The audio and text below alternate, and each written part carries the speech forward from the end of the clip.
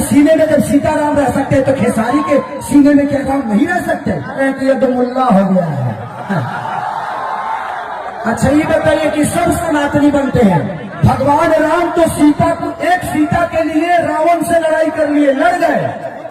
सबके सब तो 2-3 शादियां किया हुआ है। सनातन का मतलब यही है। तो जब ये लोग अपने लिए बेहतर अस्पताल नहीं बन रहे तो हमारे बच्चों के लिए बनाएंगे? ये अपने बच्चों को तो विदेश में पढ़ाते हैं, तो जो अपने बच्चों को शिक्षा बिहार में नहीं दे पाए तो क्या हमारे बच्चों के लिए बेहतर स्कूल बनाएंगे? हमने 20 साल चाचा को दिया ना, तो 5 साल भतीजा को दे देते हैं। 5 साल मैं वादा करता हूं, अगर 5 साल में काम नहीं हुआ तो खेसारी न ले तो जीवन में कभी चुनाव नहीं लड़ेगा। क्योंकि मैं राजनेता हूं नहीं, मैं एक गरीब का बेटा हूं। मुझे पता है कि गरीब में जीना कितना मुश्किल होता है। बट ठीक है, मैं गरीब था, आज इतना तो है। और हमारी सरकार जब आएगी, मैं यही कहना चाहता हूं कि हमारा बिहार तड़प रहा है। क्या आप सब अपने मां से दूर जाना चाहते हैं? अपने पिता के प्यार से दूर रहना चाहते हैं? तो उसके लिए हमें बिहार बदलना पड़ेगा। क्योंकि जब तक हम बिहार नहीं बदलेंगे हमारे लिए व्यवस्था बेहतर नहीं होगा। तो बस राजेश भैया के लिए 11 तारीख को वोटिंग है। कितने नंबर पे है? 3 नंबर पे लालटेन साहब। तो इस बार तो रोलबल ना हो भाई, तस्वीर में वाला भी है कि तकदीर बनने वाला। I love you. कि तेजस्वी के बिना सुधारना हो, सुधारना हुई। ए भाई नानू बिना चालू की बिहार ना हो, भाई नानू बिना चालू की बिहार ना हो। आज लोग कहते होंगे ना कि केसरिया का कार्यक्रम होता है तो लाखों के भीड़ होता है, लेकिन आज मैं गाने के लिए नहीं, आप सबसे बात करने के लिए आया। क्योंकि एक दर्द है। और इतना तो जरूर जान लीजिए, अपने बिहार के लिए मुझे अनशन पे अन्ना हजारे की तरह बैठना होगा तो खेसारी लाल यादव बैठ जाएगा। और मेरी आवाज सिर्फ विधानसभा में ही नहीं, पूरे वर्ल्ड में जाएगी। खेसारी लाल यादव क्यों बोलते हैं जो गंदा गाना, सनातन, ये वो। मैं सनातन विरोधी नहीं हूँ। अभी मैंने फिलहाल ही 6 महीने पहले फिल्म मेरी हुई थी रिलीज, राजा राम करके, आप लोगों ने देखा होगा। राम का कैरेक्टर मैं किया था, अभी तक कोई किया नहीं है। और ये मुझे कहते हैं सनातन विरोधी। राम का सबसे बड़ा भक्त मैं हूँ। अरे तुम्हारे चिल्लाने से मैं सनातन हो जाऊं? मेरे अंदर भगवान है। हनुमान जी के सीने में जब सीताराम रह सकते हैं तो खेसारी के सीने में क्या राम नहीं रह सकते? उसके लिए मुझे चिल्लाना पड़ेगा, तब तुम मानोगे मैं सनातनी हूं। तो इनके पास एक ही हथियार है। मैं कहा था कि भाई मंदिर के आसपास एक बेहतर स्कूल भी बना दो कि बच्चों को शिक्षा हो, अस्पताल बना दो कि कम से कम लाखों लोगों का इलाज हो। अब एक हमारे बड़े भाई ये कह रहे हैं कि ये तो मुल्ला हो गया है। अच्छा ये बताइए कि सब सनातनी बनते हैं।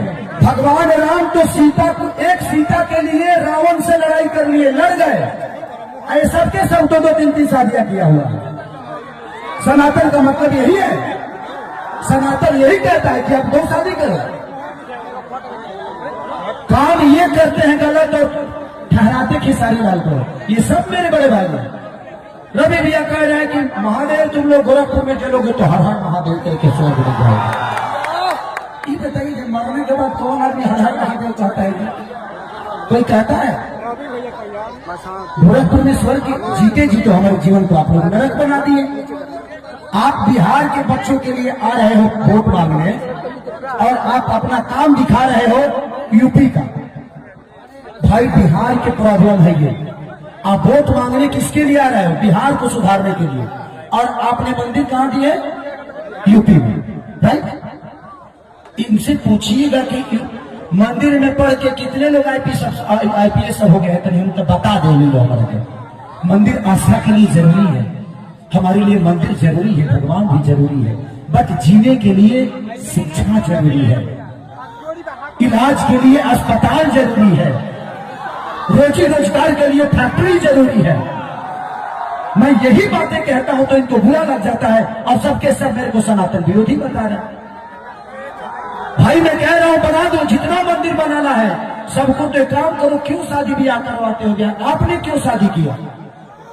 मंदिर में चले जाते, घंटा डोलाते, क्या दुनियादारी चलेगा मेरा फालतू? तो आप शादी करके खूब मजा मार रहे हैं, बेटा बेटी को पैदा करके आराम से बेहतर स्कूल दे रहे हो, बेहतर इलाज दे रहे हो, बेहतर व्यवस्था दे रहे हो। और जब हम पैदा किए तो हमारे बच्चों के लिए कौन करेगा? क्योंकि हमने आपको चुना है। इसीलिए प्लीज जात धर्म को छोड़ के इस बार हम लोगों को बिहार बदलना है और हम बदलेंगे ना। अरे पगले हाथ उठा के और हल्ला करके बताओ आगे दो। तो आज मैं राजेश मियां को जीत के माला पहना दूंगा, पक्का ना?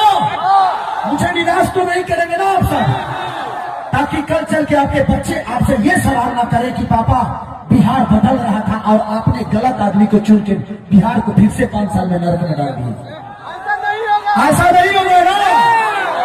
अपने बच्चों के भविष्य के लिए वोट करना है। जात पात छोड़ दो। सबसे पहले जब हम पैदा होते हैं तो इंसान पैदा होते हैं। हम जब बाहर जाते हैं तो बिहारी के नाम से जाने जाते हैं, लेकिन जैसे बिहार में आते हैं तो कोई पंडित हो जाता है, कोई यही हो जाता है, कोई राजपूत हो जाता है। क्यों नहीं? सलीमता के साथ अपने बच्चों की शिक्षा के लिए इस सरकार को बदलेंगे, सलीमता से अपने बच्चों के बेहतर भविष्य के लिए इस सरकार को बदलेंगे। बदलेंगे बदलेंगे।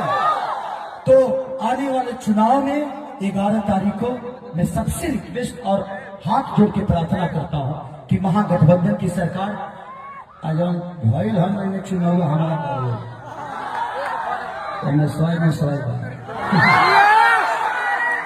गड़बड़ नहीं खे। देखिए एक बात बताएं, मैं गरीब पैदा हुआ ना, इसलिए मुझे अपने आप पे हमेशा से गर्व होता है कि भगवान तुमने मुझे गरीब पैदा करके ना मुझे बहुत बड़ा अवसर दिया।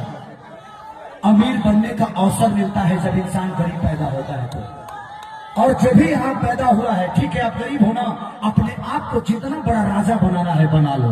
बस मैं यही चाहता हूँ कि 11 तारीख को आप सब जरूर, और आप बूथ पे जाइए, आपका अधिकार है, क्योंकि यही ऐसा अधिकार है जो इसपे किसी का रोक नहीं चलता है। एक बच्चे भी आपसे पूछेगा कि पापा यहाँ दीजिए, यहाँ दीजिए, बट आप अपने मत को अपने हिसाब से जरूर दीजिए।